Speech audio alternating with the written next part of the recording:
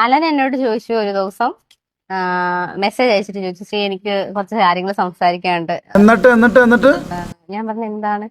അപ്പൊ ഇങ്ങനെ നമുക്കൊരു ചായയൊക്കെ കുടിച്ച് സംസാരിച്ചാലെന്ന് ചോദിച്ചപ്പോ പുള്ളിക്കാരൻ ഇടപ്പള്ളി വന്ന് ഞാനും അങ്ങനെ പോയിട്ട് സംസാരിച്ചു.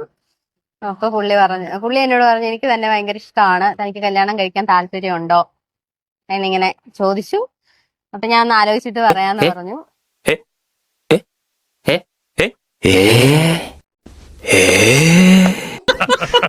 പിന്നെ ഞാൻ വീട്ടിൽ ചെന്നു, കുറെ നേരം ഇരുന്ന് ആലോചിച്ചു. എന്നിട്ട് എത്തിയ തീരുമാനമാണിത്. അയ്യോ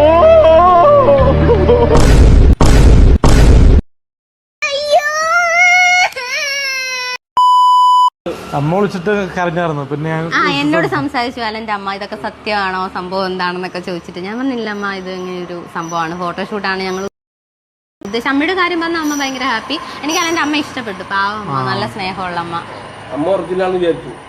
അനിയത്തിയ മറ്റേ ആദ്യം തന്നെ പറഞ്ഞു തന്നു, മറ്റേ വീട്ടിലേക്ക് വന്ന് മറ്റേ സീനം കൊണ്ട് വന്നു കഴിഞ്ഞാൽ കേട്ടില്ല പറഞ്ഞു.